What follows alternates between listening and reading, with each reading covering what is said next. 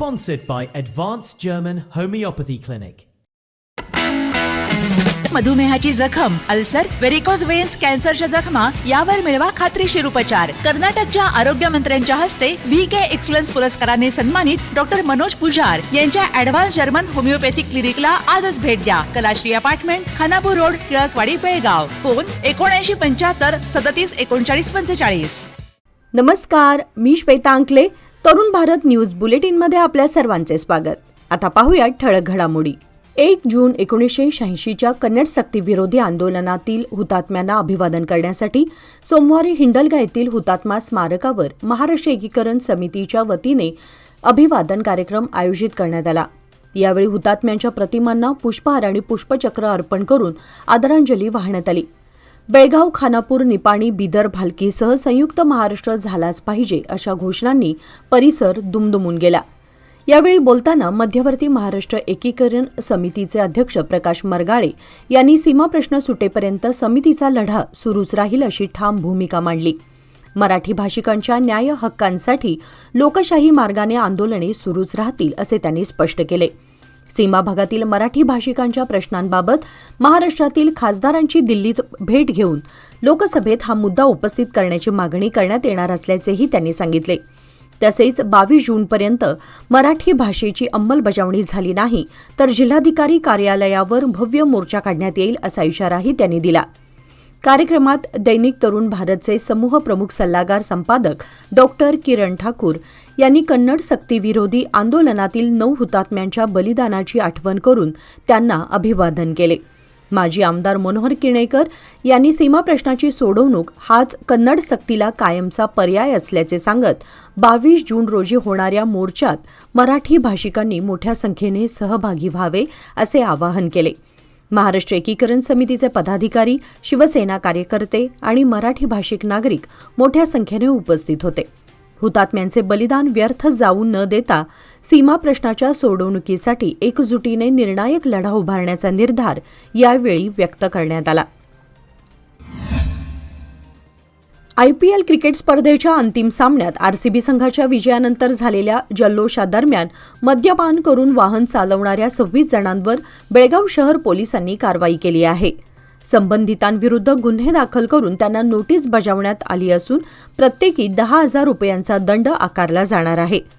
पोलिसांनी दिलेल्या माहितीनुसार 31 मे रोजी RCBच्या विजयाच्या पार्श्वभूमीवर शहरातील विविध भागात विशेष तपासणी मोहीम राबवण्यात आली होती. या मोहिमेदरम्यान मद्यधुंद अवस्थेत वाहन चालवणारे 26 वाहन चालक आढळून आले. त्यांच्याविरुद्ध मोटार वाहन कायद्यानुसार कारवाई करण्यात आली आहे. या प्रकरणी न्यायालयाकडून प्रत्येक वाहन चालकास 10,000 रुपयांचा दंड ठोठावण्यात येणार असल्याचे पोलिसांनी स्पष्ट केले. दरम्यान बेळगाव शहर पोलिसांनी नागरिकांना कोणत्याही उत्सव, सण किंवा आनंदाच्या प्रसंगी मद्यपान करून वाहन चालवू नये असे आवाहन केले आहे. तसे सर्व वाहन चालकांनी वाहतूक नियमांचं काटेकोरपणे पालन करून सुरक्षित प्रवासाला प्राधान्य द्यावं असंही पोलिसांकडून सांगण्यात आलंय. राज्यभर नवीन शैक्षणिक वर्षाला सुरुवात होत असताना बेळगाव शहरातील एका मराठी शाळेत विद्यार्थ्यांचे उत्साहपूर्ण आणि आगळ्या-वेगळ्या पद्धतीने स्वागत करण्यात आले. शाळेत दाखल झालेल्या विद्यार्थ्यांवर गुलाब पुष्पांचा वर्षाव करण्यात आला. तसेच प्रत्येक विद्यार्थ्याला गुलाबाचे फूल व मिठाई देऊन नव्या शैक्षणिक वर्षाच्या शुभेच्छा देण्यात आल्या. नवीन शैक्षणिक वर्षाच्या पहिल्याच दिवशी संपूर्ण शाळा आकर्षक पद्धतीने सजवण्यात आली होती.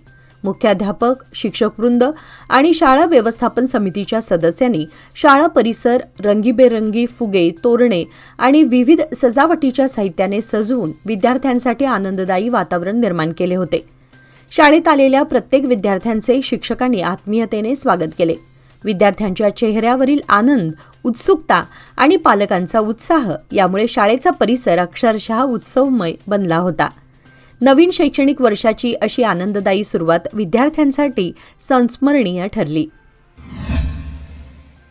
कर्नाटक सरकारने 22 मे 2026 रोजी जारी केलेल्या किमान वेतन पुनर्निर्धारण अधिसूचनेला Belgaum chamber of commerce and industries तसेच विविध औद्योगिक संघटनांनी तीव्र विरोध दर्शवला आहे.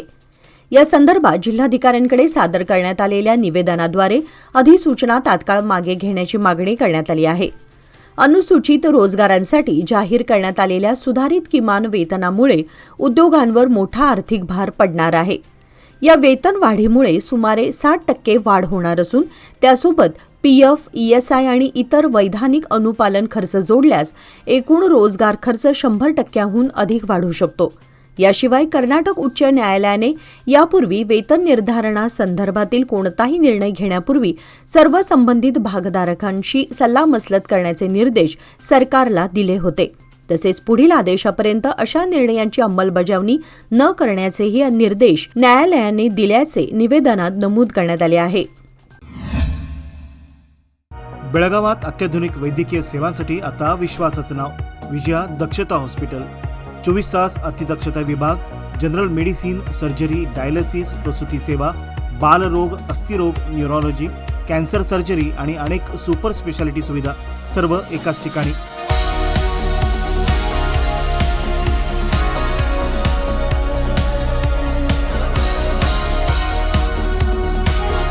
अनुभवी डॉक्टर, आधुनिक तंत्रज्ञान आणि रुग्णांसाठी मनापासून सेवा. सर्व प्रमुख विमा आणि सरकारी योजना स्वीकारल्या जातात. आजच भेट द्या खानापूर रोड, 3ऱ्या रेल्वे गेटजवळ, रेल्वे ओव्हरब्रिजच्या खाली, टिळकवाडी, बेळगाव. संपर्क 7353641444.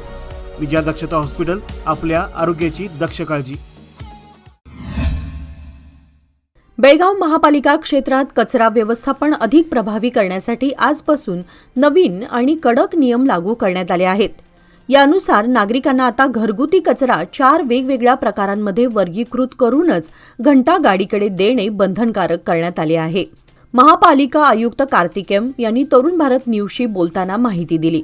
त्यांच्या म्हणण्यानुसार शहर स्वच्छ आणि कचरामुक्त ठेवण्यासाठी प्रत्येक नागरिकाने ओला कचरा, सुका कचरा, सॅनिटरी कचरा आणि स्पेशल केअर वेस्ट अशा 4 प्रकारांमध्ये कचऱ्याचे वर्गीकरण करावे लागेल.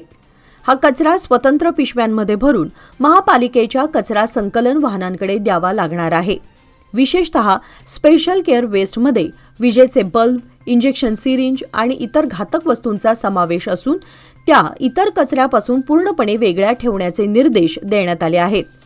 शहराचे पर्यावरण स्वच्छ, सुरक्षित आणि सुंदर ठेवण्यासाठी सर्व नागरिकांनी या उपक्रमात सक्रिय सहभाग घेऊन महापालिका प्रशासनाला सहकार्य करावे असे आवाहन आयुक्त कार्तिक एम यांनी केले. बेळगाव कॅन्टोन्मेंट हद्दीतील बेऊर रोड परिसरात आज पहाटे 2च्या सुमारास वडाच्या झाडाची भली मोठी फांदी अचानक कोसळल्याने संपूर्ण रस्ता वाहतुकीसाठी बंद झाला. फांदी पडताना वीज तारा देखील खाली आल्याने परिसरात काही काळ चिंतेचे वातावरण निर्माण झाले होते. घटनेची माहिती मिळताच कॅन्टोन्मेंट बोर्ड प्रशासनाने तातडीने कारवाई करत जेसीबीच्या सहाय्याने फांदी हटवण्याचे काम हाती घेतले. सकाळी कॅन्टोन्मेंट कार्यालयाने माजी उपाध्यक्ष साजिद शेख यांच्याशी संपर्क साधून मदतीची विनंती केली. त्यानंतर साजिद शेख यांनी कॅन्टोन्मेंट कर्मचाऱ्यांसह घटनास्थळी उपस्थित राहून जेसीबीवर उभे राहून फांद्या कापण्याचे आणि रस्ता मोकळा करण्याचे काम केले. कॅन्टोन्मेंट बोर्डाचे कर्मचारी आणि स्थानिकांच्या सहकार्याने काही तासांच्या प्रयत्नानंतर रस्त्यावरील अडथळा दूर करण्यात आला. सध्या बेऊर रोडवरील वाहतूक सुरळीत सुरू झाली असून रस्ता पूर्णपणे खुला करण्यात आला आहे. सुदैवाने या घटनेत कोणतीही जीवितहानी झाली नाही, तसेच कोणत्याही प्रकारचे मोठे नुकसान झाले नसल्याची माहिती प्रशासनाने दिली आहे. मुख्यमंत्री पदाचा राजीनामा दिल्यानंतर माजी मुख्यमंत्री सिद्धरामय्या यांच्या संदर्भात सुरू असलेल्या राजकीय चर्चांवर काँग्रेसचे ज्येष्ठ नेते आणि माजी मंत्री सतीश जारकिहोळी यांनी स्पष्ट भूमिका मांडली आहे. आपल्या निवासस्थानी आयोजित पत्रकार परिषदेत त्यांनी स्वतः विरोधात आणि समर्थकांविरोधात पसरवल्या जात असलेल्या अफवा व आरोपांना ठामपणे फेटाळून लावले. सत्य हे उघड्या आरशासारखे स्पष्ट आहे. सिद्धरामय्या यांनी कोणत्या कारणामुळे राजीनामा दिला हे सर्वांनाच माहीत आहे. मात्र काही अदृश्य शक्ती आमच्यात गोंधळ आणि मतभेद निर्माण करण्यासाठी नियोजितपणे कट रचत आहेत, असे जारकिहोळी यांनी सांगितले. सिद्धरामय्या यांच्या पाठीशी आपण उभे राहिलो नाही हा आरोप पूर्णपणे निराधार असल्याचे स्पष्ट करत ते म्हणाले की सिद्धरामय्या यांच्या विरोधात स्वाक्षऱ्या गोळा करण्यात आल्या ही माहिती खोटी आहे. 37 प्रभावी नेत्यांनी स्वाक्षऱ्या केल्याची चर्चा सुरू आहे. तसे असेल तर ते पत्र कुठे आहे? कोणतेही पत्र पक्षश्रेष्ठींकडे पाठवण्यात आलेले नाही. कुणीतरी पसरवलेल्या खोट्या बातम्यांना महत्त्व देण्याची गरज नाही. काँग्रेस पक्षात आणि नेत्यांमध्ये मतभेद असल्याचे चित्र निर्माण करण्याचा काही घटकांकडून प्रयत्न होत असल्याचा आरोप त्यांनी केला. कार्यकर्ते आणि जनतेने अशा अफवांकडे दुर्लक्ष करावे असे आवाहन करत पक्षाची एकता आणि पक्षहित हेच आपले प्राधान्य असल्याचे त्यांनी स्पष्ट केले. पोहण्यासाठी गेलेल्या विजयनगर सेकंड स्टॉप येथील एका तरुणाचा बुडून मृत्यू झाला आहे. रविवारी दुपारी सावगाव धरणामध्ये ही घटना घडली असून रात्री उशिरापर्यंत बेळगाव ग्रामीण पोलीस स्थानकात FIR दाखल करण्याची प्रक्रिया सुरू होती. विवेक सुरेश कदम वय 19, मूळचा राहणार कलमेश्वर गल्ली मण्णूर, सध्या राहणार सेकंड स्टॉप विजयनगर असं त्या दुर्दैवी तरुणाचं नाव आहे. त्याच्या पश्चात आई वडील भाऊ असा परिवार आहे. रविवारी दुपारी आपल्या काही मित्रांसमवेत विवेक पोहण्यासाठी सावगाव धरणावर गेला होता. त्यावेळी ही घटना घडली. पोहता पोहता विवेक धरणात बुडाला. त्यावेळी त्याच्या मित्रांनी व तेथे असलेल्या काही जणांनी त्याला पाण्याबाहेर काढून वाचवण्याचा प्रयत्न केला. पोटातून पाणी बाहेर काढण्याचा प्रयत्न झाला. वैद्यकीय उपचारासाठी एका दुचाकीवरून त्याला सावगाव रोडपर्यंत आणण्यात आले. त्याचा मृत्यू झाल्याचे समजताच मृतदेह तिथेच टाकून मित्रांनी आपले घर गाठले. सावगाव येथील धरणावरचा व्हिडिओ व्हायरल झाला आहे. पाण्यात बुडालेल्या विवेकला वाचवण्यासाठी प्रयत्न करतानाचा 2 मिनिटांचा तो व्हिडिओ आहे. सायंकाळी ही घटना उघडकीस आल्यानंतर सुरुवातीला कुटुंबियांनी कॅम्प पोलीस स्थानक गाठले. त्यानंतर बेळगाव ग्रामीण पोलिसांना याची माहिती देण्यात आली. बेंगळूर बेळगाव वंदे भारत एक्सप्रेसवर झालेल्या दगडफेक प्रकरणाचा रेल्वे संरक्षण दलाने यशस्वी छडा लावलाय. 28 मे 2026 रोजी ब्याडगी आणि हावेरी रेल्वे स्थानकांदरम्यान ही घटना घडली होती. या प्रकरणात सहभागी असलेल्या 3 व्यक्तींची ओळख पटवून त्यांच्याविरुद्ध कायदेशीर कारवाई सुरू करण्यात आली आहे. RPF दावणगेरेच्या पथकाने वंदे भारत एक्सप्रेसमधील CCTV फुटेजच्या आधारे विशेष मोहीम राबवली. तपासादरम्यान मिळालेल्या पुराव्यांच्या आधारे संबंधित तिघांचा शोध घेऊन त्यांना ताब्यात घेण्यात आले. रेल्वे प्रशासनाने सांगितले की धावत्या रेल्वे गाड्यांवर दगडफेक करणे हा अत्यंत गंभीर आणि धोकादायक गुन्हा आहे. अशा प्रकारच्या कृत्यांमुळे प्रवाशांच्या जीवितास धोका निर्माण होऊ शकतो. तसेच रेल्वेच्या सुरक्षित आणि सुरळीत वाहतुकीवर परिणाम होतो. या प्रकरणी रेल्वे संरक्षण दलाने नागरिकांना, विशेषतः पालक आणि पाल्यांना, मुलांना अशा कृत्यांचे गंभीर परिणाम आणि कायदेशीर दुष्परिणाम समजावून सांगण्याचे आवाहन केले आहे. रेल्वेची सुरक्षितता ही सर्वांची सामूहिक जबाबदारी असल्याचेही RPFने नमूद केले. IPL अंतिम सामन्यात रॉयल चॅलेंजर्स बेंगळूर संघाने ऐतिहासिक विजय मिळवताच बेळगावातील चाहत्यांनी उत्स्फूर्त जल्लोष केला. पोलिसांनी यापूर्वीच निर्बंध आणि मार्गदर्शक सूचना जारी केल्या असतानाही अनेक ठिकाणी चाहत्यांनी रस्त्यावर उतरून विजयाचा आनंद साजरा केला. शहरातील RPD क्रॉस, कित्तूर आणि चन्नम्मा चौक तसेच इतर प्रमुख भागांमध्ये मोठ्या संख्येने तरुण एकत्र जमले होते. हातात RCBचे झेंडे घेऊन घोषणाबाजी करत चाहत्यांनी जल्लोष केला. काही ठिकाणी दुचाकी व 4चाकी वाहनांच्या ताफ्यांसह मिरवणुकांचे स्वरूपही पाहायला मिळाले. या गर्दीमुळे काही काळ वाहतुकीवर परिणाम झाला. पोलिसांनी कायदा व सुव्यवस्था अबाधित राखण्यासाठी शहरात विशेष बंदोबस्त तैनात केला होता. मात्र अनेकांनी पोलिसांच्या सूचनांकडे दुर्लक्ष करून रस्त्यावरच जल्लोष सुरू ठेवला. काही ठिकाणी वाहतुकीस अडथळा निर्माण करणाऱ्या आणि हुल्लडबाजी करणाऱ्या तरुणांना पोलिसांनी ताब्यात घेत समज देत परिस्थिती नियंत्रणात आणली. दरम्यान कोणताही अनुचित प्रकार घडू नये यासाठी पोलिसांकडून परिस्थितीवर बारकाईने लक्ष ठेवण्यात आले. शहरात उत्साहाचे वातावरण असले तरी वाहतूक नियम आणि कायद्याचे पालन करण्याचे आवाहन पोलिसांनी नागरिकांना केले आहे. टिळकवाडी पोलिसांनी RPD क्रॉस परिसरात धाडसी कारवाई करत एका युवकाला धारदार चाकू आणि लोखंडी पंचसह ताब्यात घेतले आहे. या प्रकरणी आरोपीविरुद्ध गुन्हा दाखल करण्यात आला असून पुढील तपास सुरू आहे. पोलिसांनी दिलेल्या माहितीनुसार 31 मे 2026 रोजी टिळकवाडी पोलीस ठाण्याच्या हद्दीतील RPD क्रॉसजवळील सार्वजनिक ठिकाणी वैभव महादेव पोरे वय 24 हा युवक बेकायदेशीरपणे लोखंडी चाकू व लोखंडी पंच बाळगून फिरत असल्याची माहिती पोलिसांना मिळाली होती. या माहितीच्या आधारे टिळकवाडी पोलीस ठाण्याचे पोलीस निरीक्षक परशुराम पुजेरी व त्यांच्या पथकाने तात्काळ कारवाई करून आरोपीला ताब्यात घेतले. आरोपीकडून एक लोखंडी चाकू व एक लोखंडी पंच जप्त करण्यात आला. या प्रकरणी टिळकवाडी पोलीस ठाण्यात गुन्हा दाखल करण्यात आला असून पुढील तपास सुरू आहे. दरम्यान ही कारवाई करणारे पोलीस निरीक्षक, उपनिरीक्षक व कर्मचाऱ्यांच्या कार्याचे बेळगाव शहर पोलीस आयुक्त आणि उपायुक्त यांनी कौतुक केले आहे. बेळगाव तालुक्यातील ऐतिहासिक राजहंसगड येथील श्री सिद्धेश्वर मंदिरात मंत्री लक्ष्मी हेब्बाळकर यांना उपमुख्यमंत्री पदाची संधी मिळावी तसेच राजहंसगड आणि कर्नाटक राज्याच्या सर्वांगीण विकासासाठी त्यांना अधिक मोठी जबाबदारी मिळावी या उद्देशाने विशेष अभिषेक व पूजेचे आयोजन करण्यात आले. राजहंसगड पंच कमिटी व देवस्थान पंच कमिटीच्या वतीने आयोजित या धार्मिक कार्यक्रमात श्री सिद्धेश्वर देवाला अभिषेक करून जनकल्याण, विकास कामे आणि राज्याच्या प्रगतीसाठी प्रार्थना करण्यात आली. यावेळी लक्ष्मी हेब्बाळकर यांना उपमुख्यमंत्रीपद मिळून राज्याच्या विकासात अधिक प्रभावी योगदान देण्याची संधी लाभावी अशी भावना व्यक्त करण्यात आली. पूजाविधीचा अभिषेक माजी तालुका पंचायत सदस्य सिद्धप्पा छत्रे आणि हनुमंत नावगेकर यांच्या शुभ हस्ते पार पडला. कार्यक्रमाला देवस्थान पंच कमिटीचे सिद्धप्पा पवार, पंच कमिटीचे पदाधिकारी, ग्रामस्थ आणि भाविक मोठ्या संख्येने उपस्थित होते. राजहंसगडाच्या विकासासह संपूर्ण कर्नाटकाच्या प्रगतीसाठी हा धार्मिक उपक्रम आयोजित करण्यात आल्याचे आयोजकांनी सांगितले.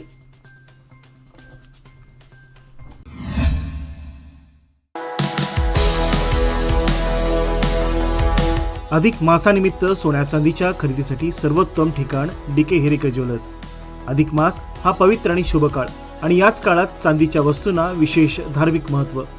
पूजेसाठी आकर्षक चांदीची भांडी, देवमूर्ती, ताट, वाट्या, समई, पैजण, निलांजन आणि सुंदर भेटवस्तूंचे खास कलेक्शन. उत्कृष्ट कारागिरी, विश्वासार्ह गुणवत्ता आणि आकर्षक डिझाईन्स ग्राहकांची पहिली पसंती. आजच भेट द्या श्री विठ्ठल भवन, संयुक्त महाराष्ट्र चौकाजवळ, खडे बाजार, बेळगाव. तसेच तेली पाटील गली, शापूर, बेळगाव येथील शोरूमला. डीके हेरेकर ज्वेलर्स, विश्वास, परंपरा आणि तेजाचा संगम. गोवा बेळगाव राष्ट्रीय महामार्गावरील अनमोड जळकट्टी परिसरातील 71 नंबर हत्ती ब्रिज गेल्या 7 वर्षांपासून अर्धवट अवस्थेत असून पावसाळ्यात या ठिकाणी रस्त्यावर मोठ्या प्रमाणात पाणी साचत असल्याने वाहनधारकांना मोठ्या अडचणींचा सामना करावा लागतो.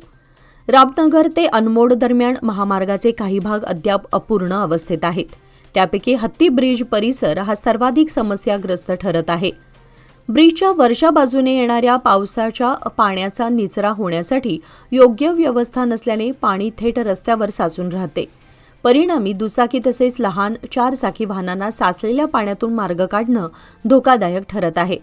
या पार्श्वभूमीवर संबंधित ठिकाणी मोठ्या व्यासाची पाईपलाईन टाकून त्यावर तात्पुरते डांबरीकरण करण्यात यावे अशी मागणी वाहनधारकांकडून करण्यात येत आहे. यामुळे पावसाळ्यातील वाहतूक सुरळीत होण्यास मदत होईल असे नागरिकांचे म्हणणे आहे.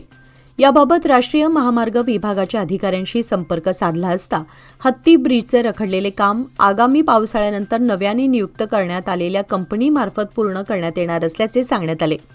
मात्र तोपर्यंत पावसाळ्यात वाहनधारकांना भेडसावणाऱ्या समस्येवर तातडीने उपाययोजना करण्यात याव्यात अशी मागणी आता जोर धरू लागली आहे. चंदगड नगरपंचायतीच्या विविध विकास कामांचा उद्घाटन समारंभ महाराष्ट्र राज्याच्या राज्यमंत्री तथा कोल्हापूर जिल्ह्याच्या सहपालकमंत्री माधुरी मिसाळ यांच्या शुभहस्ते उत्साहपूर्ण वातावरणात पार पडला. यावेळी माजी राज्यमंत्री भरमोण्णा पाटील तसेच चंदगडचे आमदार शिवाजीराव पाटील यांची प्रमुख उपस्थिती होती. या कार्यक्रमास चंदगड नगरपंचायतीचे नगराध्यक्ष, नगरसेवक, नगरसेविका, विविध मान्यवर पदाधिकारी तसेच चंदगड शहरातील नागरिक मोठ्या संख्येने उपस्थित होते. विकास कामांच्या लोकार्पणामुळे शहराच्या पायाभूत सुविधांना बळकटी मिळणार असून नागरिकांना अधिक दर्जेदार नागरी सुविधा उपलब्ध होणार आहेत. यावेळी उपस्थित मान्यवरांनी चंदगड शहराच्या सर्वांगीण विकासासाठी शासन व नगरपंचायतीच्या माध्यमातून विविध विकास प्रकल्प राबवण्यात येत असल्याचे सांगितले. शहराच्या प्रगतीसाठी आवश्यक असलेल्या मूलभूत सुविधांमध्ये वाढ करण्याबरोबरच नागरिकांच्या जीवनमानात सुधारणा घडवून आणण्याचा प्रयत्न सुरू असल्याचेही त्यांनी नमूद केले. चंदगड नगरपंचायतीमार्फत हाती घेण्यात आलेली ही विकास कामे शहराच्या विकासाला नवी दिशा देणारी ठरणार असून भविष्यातही विकासाचा वेग कायम राखण्याचा निर्धार यावेळी व्यक्त करण्यात आला. सलामवाडी येथील बजंत्री गल्ली परिसरात आमदार निधीतून मंजूर झालेल्या 15 लाख रुपयांच्या निधीतून विकास कामांचे उद्घाटन पार पडले. भागोजी कांबळे यांच्या घरापासून परशुराम ऐवाळे यांच्या घरापर्यंत तसेच बस स्थानकापासून गंगाराम मांग यांच्या घरापर्यंत सीसी रस्ता व गटार बांधकाम करण्यात येत असून या कामाचे उद्घाटन पालकमंत्री सतीश जारकिहोळी यांचे स्वीय सहाय्यक दयानंद पाटील यांच्या हस्ते करण्यात आले. या परिसरात अनेक वर्षांपासून रस्ता व सांडपाणी निचऱ्याची समस्या होती. पावसाळ्यात नागरिकांना चिखल व साचलेल्या पाण्याचा त्रास सहन करावा लागत होता. नव्याने होणाऱ्या सीसी रस्ता व गटार बांधकामामुळे परिसरातील नागरिकांची ही समस्या दूर होणार आहे. पालकमंत्री सतीश जारकिहोळी यांच्या मार्गदर्शनाखाली मतदारसंघातील ग्रामीण भागाच्या सर्वंकष विकासाची कामे सुरू आहेत, असे पाटील यांनी सांगितले. याप्रसंगी ईश्वर पाटील, यल्लापा पाटील, विजय पाटील, कंत्राटदार उदय पाटील, तानाजी सुंडकर, अरुण पाटील, संभाजी पाटील, डॉक्टर अविनाश पाटील, नारायण पाटील, बाळू पाटील यांच्यासह ग्रामस्थ उपस्थित होते. तवंदी घाटामध्ये शनिवारी रात्री 11च्या सुमारास हॉटेल अमर नजीक आल्यानंतर केळी वाहतूक करणाऱ्या ट्रकचा ब्रेक निकामी झाल्याने चालकाचे नियंत्रण सुटले, तर एक ट्रक तसेच 5 कार अशा एकूण 6 वाहनांना उडवले. त्यामुळे या अपघातात सुदैवाने कोणत्याही प्रकारची जीवितहानी झाली नसली तरी वाहनांचे मोठ्या प्रमाणात नुकसान झाले आहे. केळी वाहतूक करणाऱ्या ट्रकचे ब्रेक निकामी झाल्याने हा अपघात झाला. याबाबत घटनास्थळावरून तसेच निपाणी शहर पोलिसांकडून समजलेली अधिक माहिती अशी की केळी वाहतूक करणारा ट्रक हा तवंदी घाटात उतारावर हॉटेल अमर नजीक आल्यानंतर ट्रकचा अचानक ब्रेक निकामी झाला. त्यामुळे ट्रक चालकाचे नियंत्रण सुटल्याने समोर जाणाऱ्या ट्रकला तसेच इतर 5 वाहनांना जोराची धडक देत तो दुभाजकाजवळ जाऊन थांबला. या घटनेची माहिती मिळताच अवताडे कंपनीचे कर्मचारी संताराम माळगी तसेच निपाणी शहर पोलीस ठाण्याच्या हवालदार संजय काडगौडर व त्यांच्या सहकाऱ्यांनी घटनास्थळी भेट देऊन पाहणी केली. या अपघातामुळे जवळपास 2 तासांपेक्षा अधिक काळ वाहतूक विस्कळीत झाली होती. 2 तासानंतर पुन्हा वाहतूक सुरळीत झाली. या अपघातामध्ये ट्रक व सर्व अपघातग्रस्त कारचे मोठे नुकसान झाले. सुदैवाने या अपघातामध्ये कोणत्याही प्रकारची जीवितहानी झाली नाही. त्यामुळे सर्वांनी सुटकेचा निश्वास सोडला. या घटनेचा अधिक तपास निपाणी शहर पोलीस ठाण्याचे उपनिरीक्षक शिवानंद कारजोळ करत आहेत. कावळेवाडी येथील राष्ट्रपिता महात्मा गांधी सामाजिक संस्थेतर्फे 10वी व 12वी परीक्षेत यश मिळवलेल्या गुणवंत विद्यार्थ्यांचा गुणगौरव सोहळा मोठ्या उत्साहात संपन्न झाला. कार्यक्रमाच्या अध्यक्षस्थानी PS मोरे होते. संस्थेचे अध्यक्ष YP नाईक यांनी प्रास्ताविकमध्ये संस्थेच्या विविध उपक्रमांचा आढावा घेतला. ग्रामीण भागातील विद्यार्थ्यांना प्रोत्साहन मिळावे व त्यांच्या यशाचा गौरव व्हावा या उद्देशाने सलग 6व्या वर्षी हा उपक्रम राबवण्यात येत असल्याचे त्यांनी सांगितले. यावेळी विविध क्षेत्रातील मान्यवर, पालक व ग्रामस्थ मोठ्या संख्येने उपस्थित होते. लोकमान्यच्या मुदत ठेव योजना म्हणजेच सुयोग्य कालावधी सर्वोत्तम व्याजदर. आता तुमच्या गुंतवणुकीवर मिळवा 10.10% परतावा. अधिक माहितीसाठी आजच संपर्क करा 1800212405. लोकमान्य, प्रत्येक पावलावर तुमच्या सोबत. योजना फक्त सभासदांकरिता. नियम व अटी लागू. बेळगुंदी येथील बालवीर सोशल फाउंडेशन संचलित बालवीर विद्यानिकेतन शाळेमध्ये नवीन शैक्षणिक वर्षाच्या प्रारंभी विद्यार्थ्यांचे ढोल ताशांच्या गजरात फुलांची उधळण करत उत्साहपूर्ण वातावरणात जंगी स्वागत करण्यात आले. स्वागत समारंभासाठी प्राथमिक विभाग प्रमुख रेखा शहापूरकर, माध्यमिक विभाग प्रमुख मंगल पाटील, शिक्षक वृंद तसेच पालक मोठ्या संख्येने उपस्थित होते. यावेळी प्रमुख अतिथी सौ कुसुम चौगुले यांच्या हस्ते कुंडीतील रोपट्याला पाणी घालून शाळेच्या नव्या शैक्षणिक वर्षाचा शुभारंभ करण्यात आला. त्यानंतर बालवीर अर्बनचे उपाध्यक्ष राजू मुजावर, संचालक परशुराम झंगरूचे, पुंडलिक सुतार, दशरथ पाऊसकर आणि अर्जुन चौगुले यांच्या हस्ते विद्यार्थ्यांचे पुष्प देऊन स्वागत करण्यात आले. बालवीर अर्बनचे अध्यक्ष आनंदा जाधव व संयोजक शंकर चौगुले यांनी विद्यार्थ्यांना नवीन शैक्षणिक वर्षाच्या शुभेच्छा देत मार्गदर्शन केले. कार्यक्रमाचे सूत्रसंचालन धनश्री सांगावकर यांनी केले, तर आभार प्रदर्शन गोविंद गावडे यांनी केले. कार्यक्रमानंतर विद्यार्थ्यांना खाऊ वाटप करण्यात आले. वाहनांच्या निर्धारित वहन क्षमतेपेक्षा अधिक भार घेऊन धोकादायक पद्धतीने सार्वजनिक रस्त्यावरून वाहतूक करणाऱ्या 17 ट्रक्सवर प्रादेशिक परिवहन कार्यालयाने मोठी कारवाई केली आहे. विशेष तपास मोहिमेदरम्यान हे सर्व ट्रक जप्त करण्यात आले. या ट्रक्सना RTO अधिकाऱ्यांनी मार्गात अडवून तपासणी केली.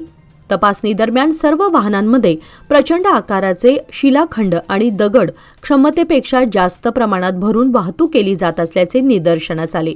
त्यानुसार ही कारवाई करण्यात आली. बेळगाव येथील सिद्धार्थ शिक्षण संस्थेच्या किल्ला बेळगाव येथील आराधना विशेष मुलांच्या शाळेमध्ये नवीन शैक्षणिक वर्षाच्या प्रारंभी विद्यार्थ्यांचे उत्साहात स्वागत करण्यात आले. यावेळी विद्यार्थ्यांना मिठाई व शैक्षणिक साहित्याचे वितरण करण्यात आले.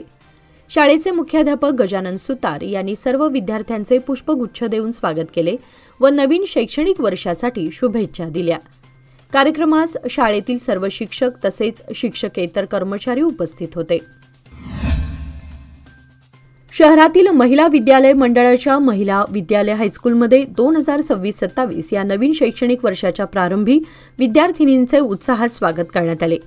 यावेळी विद्यार्थिनींना मिठाई व शैक्षणिक साहित्याचे वितरण करण्यात आले. शाळेचे मुख्याध्यापक के.एन. पाटील तसेच सर्व शिक्षकांनी विद्यार्थिनींना पेन देऊन नवीन शैक्षणिक वर्षाच्या शुभेच्छा दिल्या. यावेळी शिक्षण खात्याने जाहीर केलेल्या उत्तम शिक्षण, उज्ज्वल भविष्य आणि माझी शाळा माझी जबाबदारी या घोषवाक्यांबाबत विद्यार्थिनींना मार्गदर्शन करण्यात आले. कार्यक्रमास शाळेतील सर्व शिक्षक व शिक्षकेतर कर्मचारी उपस्थित होते. शहापूर येथील आदर्श मराठी विद्या मंदिर प्राथमिक शाळेमध्ये सोमवार दिनांक 1 जून रोजी मोठ्या उत्साहात विद्यार्थ्यांचा स्वागत कार्यक्रम तसेच शाळा प्रारंभ उत्सव साजरा करण्यात आला.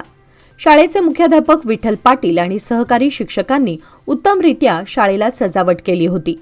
विद्यार्थ्यांच्या मनोरंजनासाठी व स्वागतासाठी त्यामध्येच मिकी माऊसची प्रतिकृती निर्माण केली होती. शाळेच्या प्रवेशद्वारापासून ढोल ताशांच्या गजरात विद्यार्थ्यांचे स्वागत करण्यात आले. त्यानंतर शाळेचे मुख्याध्यापक विठ्ठल पाटील यांनी सरस्वती मातेचे फोटोपूजन करून सर्व विद्यार्थ्यांना पाठ्यपुस्तकांचे वितरण करण्यात आले. माध्यान्ह आहार केंद्रापैकी शाळा एक प्रमुख केंद्र आहे. त्यासाठी विद्यार्थ्यांना दुपारच्या भोजनात भात, वरण व गोड खीर करण्यात आली होती. यावेळी शाळेतील सर्व विद्यार्थी, पालकवर्ग, कर्मचारी वर्ग मोठ्या संख्येने उपस्थित होते. संस्थेचे अध्यक्ष विजयराव नंदिहळ्ळी यांनी वरील उपक्रमाचे मार्गदर्शन करून कौतुक केले. याचबरोबर आजचे बातमीपत्र इथेच संपले. अधिक माहिती आणि ताज्या घडामोडींसाठी पाहत रहा तरुण भारत न्यूज चॅनल. तसेच आमच्या चॅनलला लाईक, शेअर आणि सबस्क्राईब करायला विसरू नका. आणि विश्वासार्ह बातम्यांसाठी दररोज वाचा दैनिक तरुण भारत. धन्यवाद.